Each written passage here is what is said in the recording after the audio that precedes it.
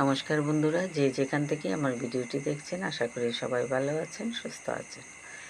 তো আজ দুধের স্বর নিয়ে চলে আসছি। তো প্রতিদিন যে দুধটা রাখি রুজিনা আধা কেজি করে, তো ওখান থেকে যে স্বরটা হয় এটা ফ্রিজে রেখে দিই।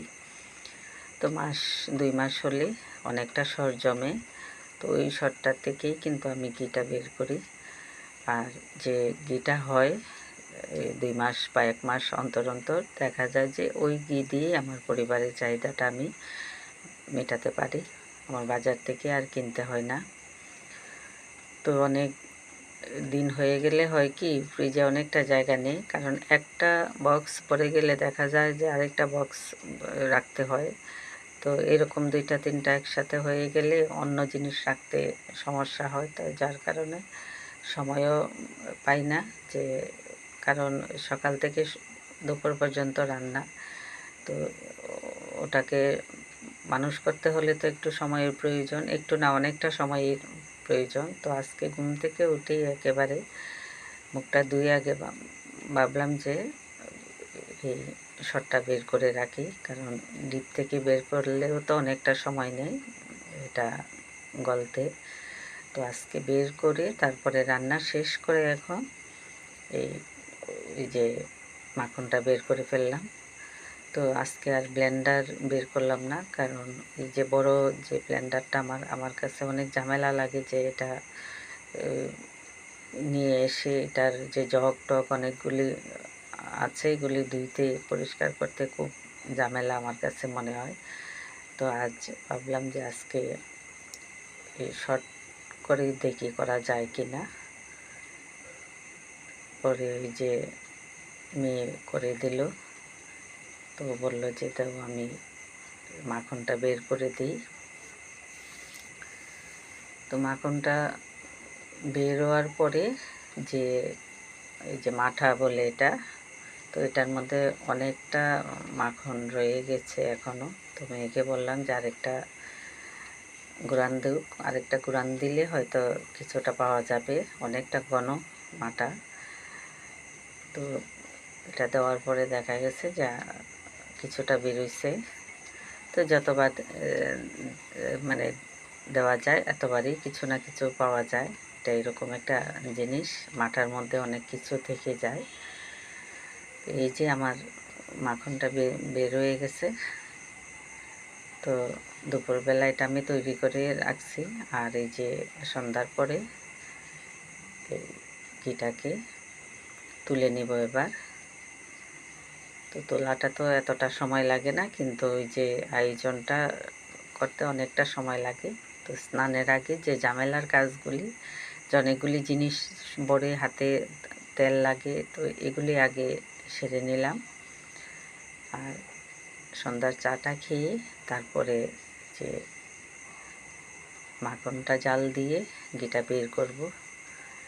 তো খুব একটা হয় না, হয়তো দেখা যায় কখনো 250 গ্রাম, কখনো আবার 200 গ্রাম এরকম। আবার অনেক সময় দেখা যায় যে 3 মাস অন্তর অন্তর যদি তুলি তাইলে হয়তো 3 পা, আধা কেজি 3 পার মতো হয়। আর ওই লোকটার দুধ এত ভালো যে আধা কেজি তো রাখি, যে প্রতিদিনের যেটা।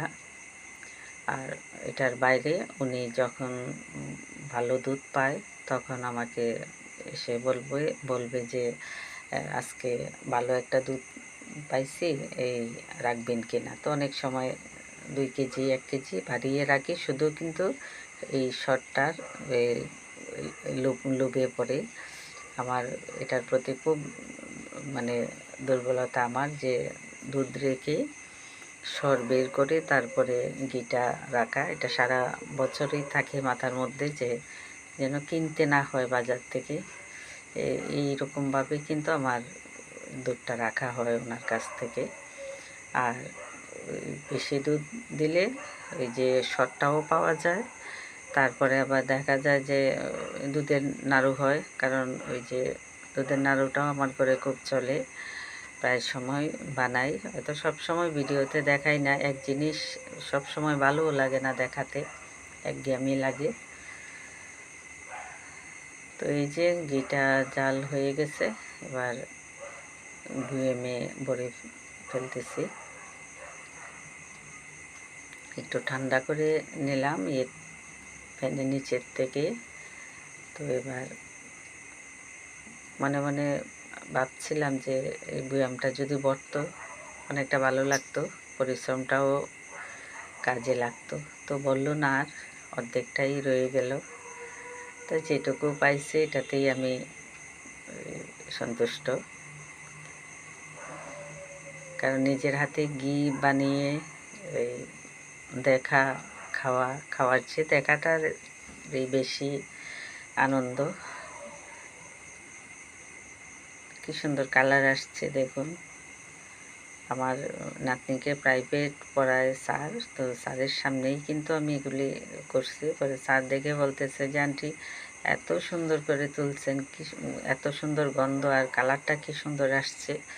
পরে আমাকে বললো আপনি নিজেই উঠাইছেন? আমাকে হ্যাঁ, আমি নিজেই উঠাইছি। তো আমার ঘিটা কেমন হয়েছে বলবেন আপনারা। আজ এই পর্যন্তই। ভালো থাকবেন, সুস্থ থাকবেন, আমার পাশে থাকবেন। ধন্যবাদ সবাইকে।